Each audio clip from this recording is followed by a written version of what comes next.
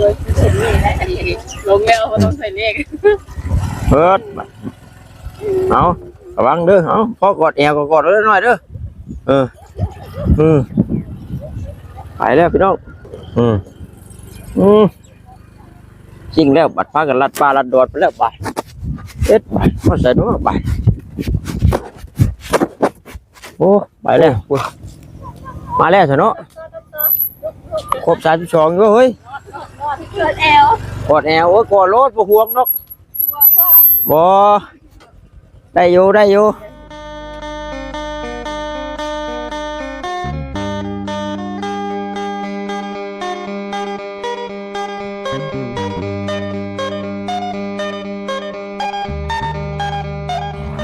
โอ้ฟูลึกเลยดิโอ้เนาะน้องก็กากไปเนาะไปปุ้ยเอาสวัสดีเด้อทางนี้เนาะเล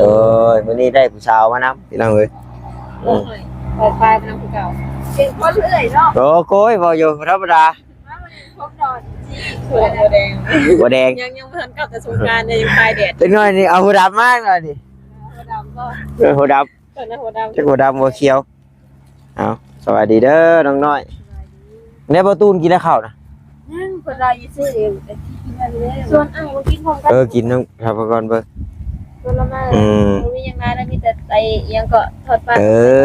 หน่อยนึงก็กินน้ำกันมีหน่อยกินหน่อยมีลายกินลายมีพริกกินพริกมีเกลือจ้ำเกลือแต่บ่มีทั้งพริกทั้งเกลือละอ้ายน่าว่ะพี่น้องเอ้ยพอดีแล้วเนาะมามื้อนี้ก็จังได๋เพิ่นเอิ้นปักโคมซุ่มเย็นเย็นอยู่บ่แดดบ่ฮ้อนเนาะบ่แดดบ่ฮ้อนบ่อ้าวพอดีอยู่จำนี่ถือว่าแห้งเติบได้เนาะถือว่าแห้งเติบอยู่พี่น้องน้ำจุดอังให้หน้าน่ะเจ้าไปชับมึงเลยหน่อยนี่แล้วเกิดว่านี่ลงไปได้เฮ็ดให้มันเป็นทางล่างทั้งกลางเด้อบ่ต้องเฮ็ดส่วนกลางเพราะว่าถ้าเฮาเฮ็ดส่วนกลางน้ำสิไหลออกเฮาเฮ็ดให้มันอันต่างล่างทั้งกลางน้ำมันสิห่งเงินแล้วมันสิเจือนไปหาเองมันดอกเอาถ้าเฮาเฮ็ดนู่นที่น้ำไหลเบิดแล้วมันกลืนลงบ่ทันพี่น้องเอ้ยเนาะอื่นก็ขอกราบทักทายสบายดีกับพ่อแม่พี่น้อง FC กันเบิดทุกคนเด้อพี่น้องเด้อเนาะบ่ว่าอยู่ทางฝั่งลาวฝั่งไทยหรือว่าทางต่างประเทศนำพี่น้องเอ้ยก็ยินดีต้อนรับเข้าสู่ช่องของบ่าวตาบ้านเฮาคือเก่าเนาะนี่ก็มาเฮือนน้องน้อยเพิ่นนี่แหละน้องน้อยเอ้ยยังไม่แล้วไดมื้อนี้นั่น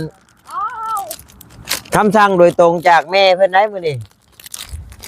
แม่เพิ่นให้น้องน้อยจุดเลขให้เด้อว่าซั่นเนาะบ่แม่นเว้าได้พี่น้องบ่แม่นว่าพม่าน้องน้อยเพิ่น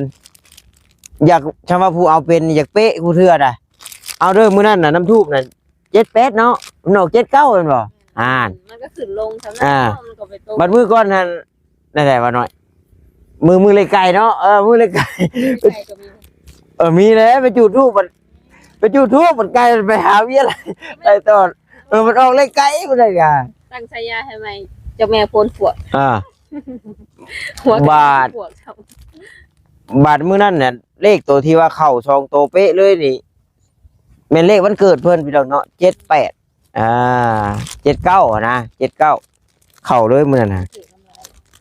FC เพิ่นถึกแล้วก็เพิ่นก็ฝากมาอยู่มื้อนั้นก็ได้กระติกหน่วยนึงรอบก่อนก็ได้500พี่น้องเนาะอันยังสิมีอยู่นี่เขาดูแล้วอันนั้นคือถามว่าน้ำละลายบ่ตาเชื่อว่า FC สิถึกน้ำลายดอกผู้เพิ่นซื้อขึ้นซื้อลงซื้อเป็นใช่นะถึกน้ำลายอยู่บ่ดีแล้วนะเดี๋ยวสิจุดแล้วก็เดี๋ยวสิส่งให้แม่เพิ่นเบิ่งพี่น้องเนาะเพิ่นว่าขอบ่ายโมงเด้อว่าซั่นเนาะเย็ดยังได้อยู่ช่วงบ่ายโมงนี่โมงบ่ให้กายมื้อนี้นะเพราะว่ายันว่าทางเพิ่นยันเลขของมื้อนี้บ่จักได้แต่ว่าเลขกับไฟเฮาติบัดบ่มีไปจุดบ่ทันกูแล้วไปขอเอาแล้วพุ่นแล้วเบิ่งบ่ตูนมีบ่เปิดไฟอยู่บัดน่ะน้อยโทรถามบ่ตูนเด้อหั่นอ้ายคืออันได้เบิ่ง ไปทำการทำบูมีเฟซกันสิถ้าโดนสัตว์ต้องมีคนเอกเลย อันนี้น่ะเคยแชทกับเราอยู่แต่ว่า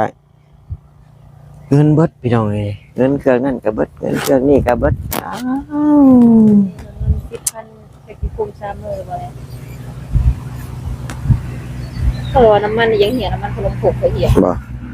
เพื่อนเลยขนมผกนี่น้ำมันเบื่อ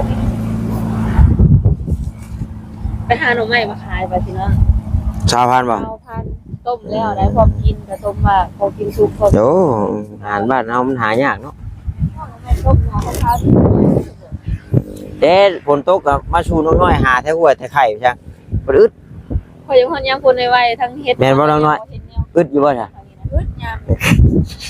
ยามฝนเด้ ยามพ้นพุ่นแล้วเนาะ มีเนาะ ยามพ้นพุ่นแล้วเนาะยามหาของหาเฮ็ดบ่หมอกหน่อไม้เฮ็ดคอยปลาคันบ่ยัง ชื่อเฟซเรานี่บ่าวตูนบ่เบิกอาจจะ รถช่องอะไรแล้วรถ บ่พี่ละอยากถามสินะว่าโอ้ใกล้สิแล้วหรือบ่หรือว่ามีไฟบ่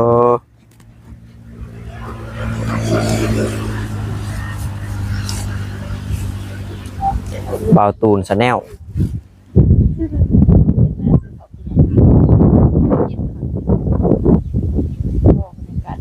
แม่นนะบ่แม่นบ่าวตูนอยู่บ่หรือว่าบ่าวตูนชื่อบ่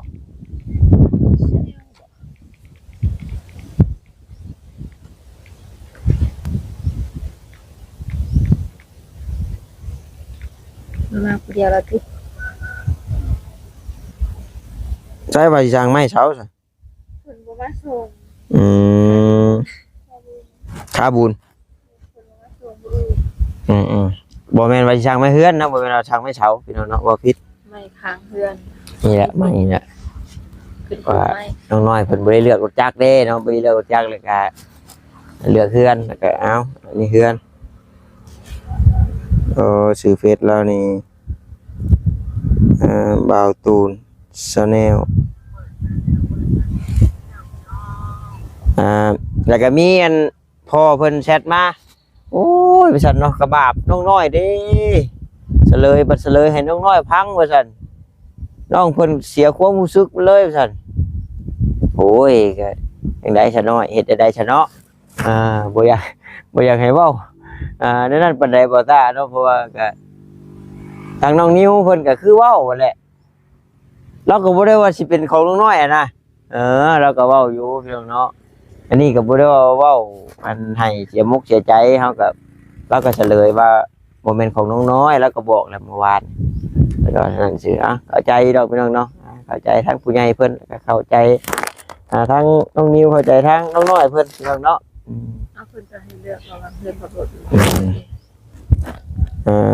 บ่าวตูดซะแนวแต่ว่าบ่พิมพ์จักเทื่อ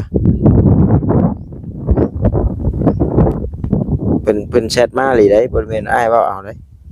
คือฝากบอกน้องน้อยเด้อว่าซั่นไม่เป็นไรเรื่องรถ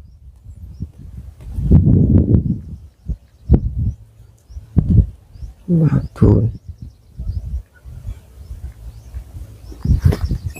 แต่จริงก็เคยแชทเคยหยังกันแต่ว่ามันโดนๆพี่น้องเนาะมันหาบ่เห็นบัดนี้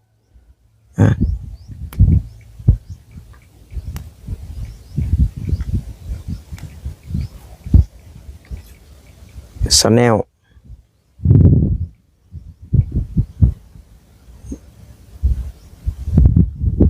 มันบ่ยาวบัดขึ้นมาได้เถลยบัดผู้บ่ทันอยากเห็นบัดเห็นได้บัดผู้อยากเห็นบ่ทันเห็นไผมีอันเงินโทรบาทเอา เงินโทรแฮงใส่บ่ได้เป็นเดือนเงินโทรบ่มี เห็นอันเฟซบ่ได้จำเงินเน็ตเบิดแล้วบ่มีเงินโทร เอาเปิดว่าสิโทรหาสลับเปาอยู่ แล้วได้จำเงินเน็ตบ่มี เพิ่นเมื่อตอนแรกก็แวะบอกเราสิว่าสิต้องขายเครื่องนี้คันนี้นะขายบ่ได้เด้ ประธานป้องบ่หรือว่าจังได๋ก็นี่แหละพี่น้องเนาะกระเป๋าตู้นี่น่ะชื่อเฟซเรา ใช่ ชาแนลพิมพ์หาเบิ่งนี่น่ะตัวสีเขียวน่ะพิมพ์แน่ของเจ้าเนาะจักว่ารักเป็นหมู่เป็นพวกกันแล้วจัก บ หืม น่าจะไปพิมพ์เลย เอาก็พิมพ์ชื่อแล้วแหละเอากินตัวนี้แหละก่อนหิวเลยเจ็บท้องเจ็บไส้แล้วนี่ มาฝากน้อยกินพร้อมเด้อ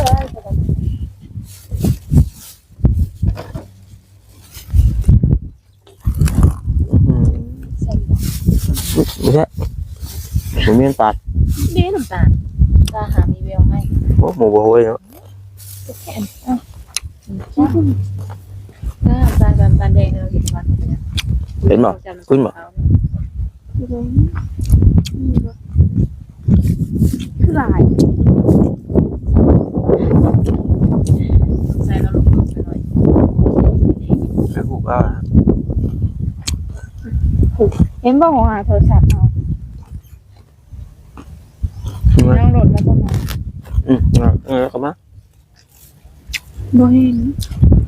ยาแล้ว เจ็บตา กินน้อยนมนี่ กินแล้วมาบ้าคนละคนจำเหมือนกันแล้วจำบทกบ โดนถามตรงนี้วันเขาเดือนล่ะ เมื่อผัดไทยบ่ รอยเมื่อ น่าพี่แบบมาหอดกับผู้หญิง เดือนประชา วันนี้ บอกว่าถามมาหาลูกน้อยต้องโทรได้พี่น้องโอ้โทรบ่เห็นแน่นอน ถ้าโทรหาช่องถ่ายออกภาษาไอ้ในเด้อ แต่ว่าบ่นัดน้องเพิ่นบ่พอดอก ก็บ่ใส่ใส่เขาแล้ว ช่วงนี้เศรษฐกิจแพง แค่หน่อยนะมันต้องบัวบ่ ค่าใช้จ่ายแพง เป็นเรื่องมีพิมพ์เลยเนาะอยากมีพิมพ์ขนมปกเด็กขนม อ๋อเดี๋ยวกินสมแล้วแป้งมันจะว่าปะไม่อยากกินสม แป้งน้ำมีแต่แม่พิมพ์มันบุ้ม บอกว่าแป้งนี่นะตอนนี้นะมันอยากหอมสมอ่ะ แม่พิมพ์ เนาะสมเนาะ แม่แป้งจะประจับกันนะ หลายมือยักษ์ใหญ่ คนเข้า นะเก่าจักไหมเนาะกินมันอยากเป็นเพี้ยน แป้งเลยว่าคุณมันนี่เขาบอกว่าเราไปทำอื่นให้ดูรู้แต่มันแป้งมันเรียบสูงเขา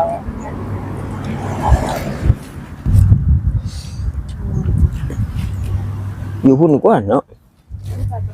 บ่เห็นเลยเออ หนาที่ไงเดี๋ยวไกลไปเลย เยอะไป คนยังไง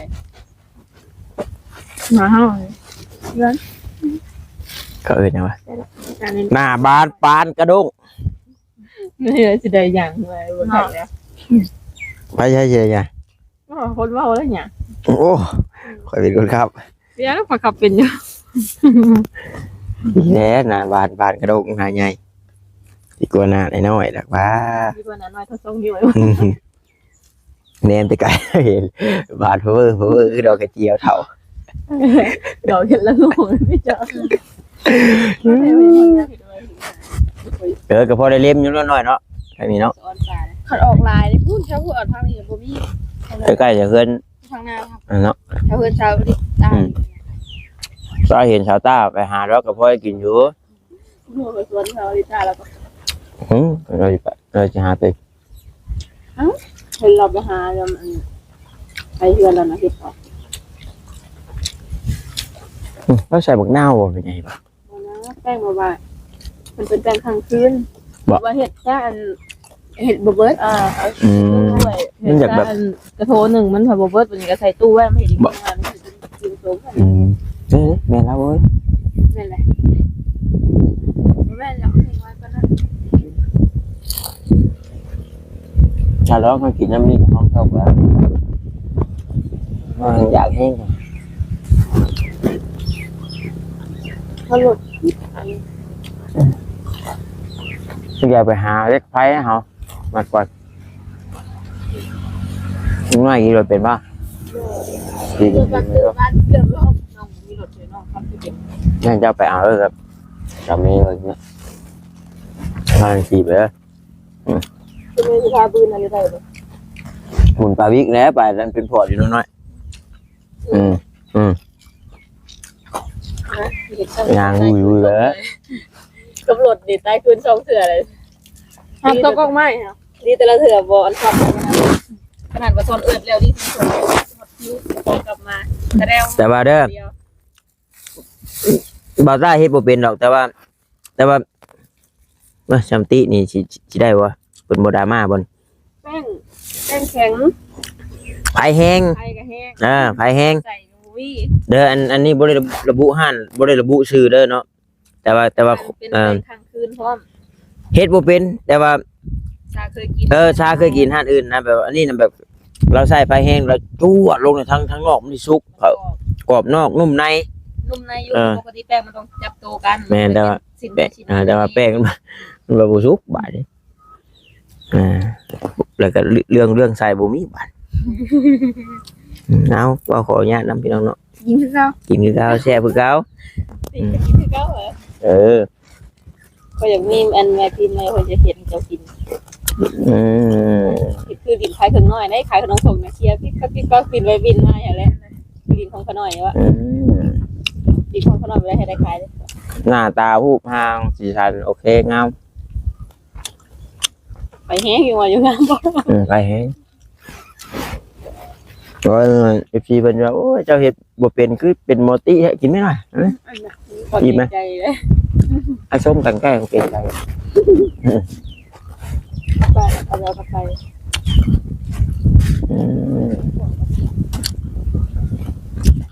ปต้องขอดหน่อยสิเพียงคนนี้เพนนะไปยืมหมอแล้วสรุปหมอแล้วเฮียหรือบ่เฮียเอาไปส่งตัวลืมโอ้ตัวเองไปส่งลืมโอ้หัวเฮียใช่ว่าเนี่ยจะกำหนดนี้เด็กจะไปบ้านได้เอาดีๆได้เนาะบัดเดี๋ยวเงินอันนี้เด็กใกล้แล้วพลาดคันหน้ามากเลยพลาดเดียวมาเดี๋ยว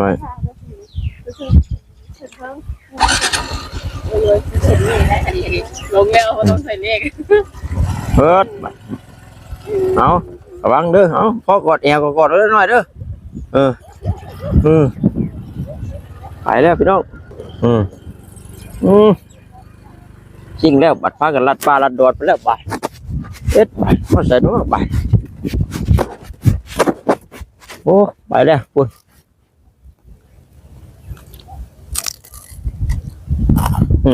ลากสาบมาเมื่อกี้นี่พี่น้องแบบน้องน้อยแคบท่ากันคนนั่งนางขาดลงทิพย์ก่อนไอ้มาหรือเปล่าคือเห็นตาแวบๆพี่น้องเนาะโอ้มาแล้วเนาะครบ32ก็เฮ้ยกอดแอวโอ้ยกอดรถบ่ห่วงเนาะบ่ได้อยู่เอาเพิ่นน่ะเรามีนั่นเราบ่อยู่บ่มีไฟต่อแต่ป่ะมีแต่ว่าดูดิบ่มีอยากพากันเข้าไปในบ่เลยก็อยากได้ก็ซื้อไปตอนแรกก็ซ่อนกันอยากได้เบาตูนก็บ่มีแล้วสิมีนั่นแหละเราก็บ่สิ่งเฮยตัดครับใช้สิ่งนั่นเลยนะบ่ตาไว้ทางคือเล็กกระพื้นกับไฟพี่น้องเนี่ยบ่ได้ใช่เนาะบ่ซื้อแล้วบ่ได้สร้างสูบพืชสูบยาก่อนมันคือว่าเขาบ่ได้อยู่เดียวแท้บ่ถามว่าตูนก่อน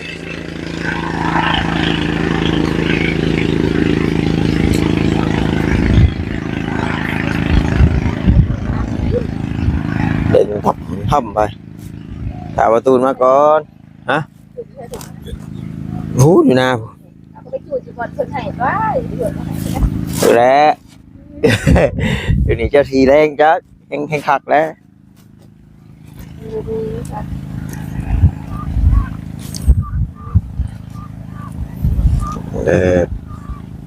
ประธานป้องสแนล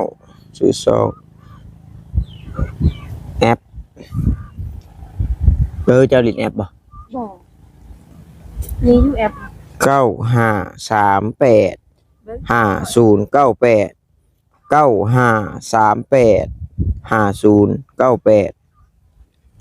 กูมีแอปหรือเปล่า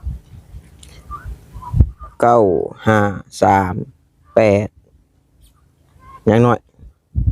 ลืมเอาออก 95385098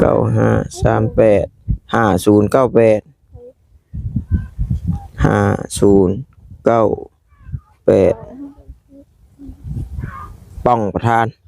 มองบ่ทันเป็นเสียแล้วไหมซะ เราเห็นอยู่ใด นะพ่ออันภรรยากับลูกชายเพิ่นมาถัดโพดว่าตะลอยส่งแม่ลูกเลยวะพากันไปส่งแม่ลูกเพิ่นรถจักรไปคักเลย มันพ่อยิ่งเสียแล้ว พ่อบ่ เดี๋ยวบ่ได้หา คนหาเป็นเพื่อน โตแท้ มันบ่จะได้ดีโอ้เห็นใครก็เห็น บ่ขึ้นอีกเลยแอบไป จะบ่ มันขึ้น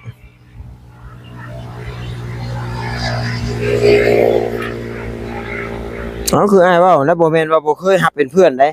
หับเป็นเพื่อนอยู่เคยเป็นเพื่อนกันอยู่เคยแชทพุ่นน่ะแชทถามเรื่องข้างหมอข้างไหม้อันถ้าพอเรานี่ ที่มันบ่เห็นบ่ เฮ้ย เบิ่ง แต่เรา อันนั้นเนี่ยมันบ่จื้อมันต้องจื้อได้แต่ขึ้นเนาะน้อยเนาะบางเทื่อบัดคือน้องแววตานะ FC พิมพ์จนมือโปพุ่นนะน้องแววตามันสิขึ้นบ่แล้วไปสั่งแหละเป็ดปัดไปสั่งเพิ่นยังคืออย่างโอ้โห ยิงเป็นการ ป้าเออ เมื่อได้เห็นเกือบหมู่ไหม โอ้โหมันหลุดบ่ได้ถอดคอคือกับหุบเกือบหุบเป็ดอันไหน โอ้โหว่ะ บ่เห็น นี่ก็พิมพ์หาจนมือโปบ่ได้น้องน้อยว่าสิเห็นเอิ้น รักกันไม่ได้ เพื่อนนะเห็นไหม เออ บ่เห็น นี่ค่ะคนเคยแสนก็อยู่ในแสนนี่ ว่าเคยทักอยู่คุณว่าเคยทักอยู่ กันเรียนหาตำแสนนะ โอ้ยบ่เห็นง่าย เจ้าซื้อได้ว่าตั้งแต่เดือนไหน โอ้ยโดนแล้ว โดนแล้ว โดนนานมาแล้ว โดนนานมาแล้ว แต่มันก็จะอยู่ในแสนแล้วไม่ไปใช่หรอก เนาะตามโอ้บัดยามจากแคทจากโทษนี่ยากเลยว่ะคอยค้นหาเพชรจะตั้งแต่มาหัวเห็นเข้าไปเบิ่งในนั่นก็คือว่าเห็นอยู่ชื่อกันว่าแต่พิมพ์บ่ขึ้นได้ ชักหน้ากันลูกพวด เนาะ ของเฮามันอาจารย์บ่อยากอัน แท้จริงเขาเบิ่งเอาน้ำ YouTube บ่ได้แต่บ่วัดแอลก็บ่ได้โอ้ยอยากถามว่ามีเล็กกับไผบ่กับถ่ากินเขาอ่ะเบิ่งดูหั่นปืนเล็กกับไผมีอยู่บ่เอาตัวเด็ดมาฝากนะ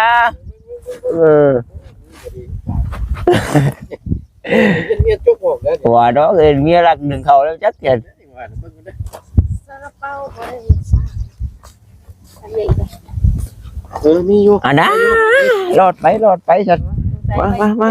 กี่กับป้อม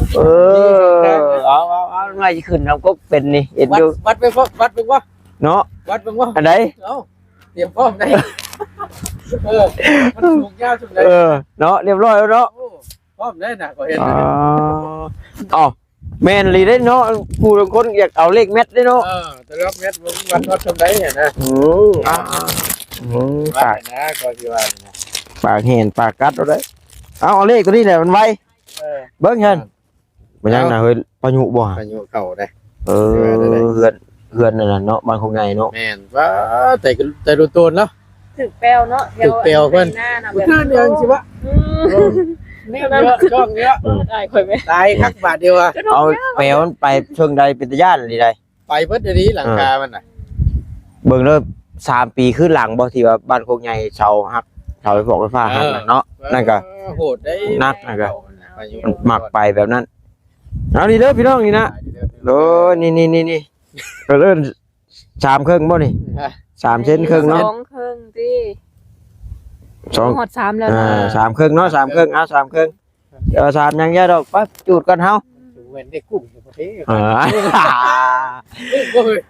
เอาโอเคเนาะคลิปนี้มันยาวแล้วเดี๋ยวกินข้าวคลิปต่อไปจูดทูบ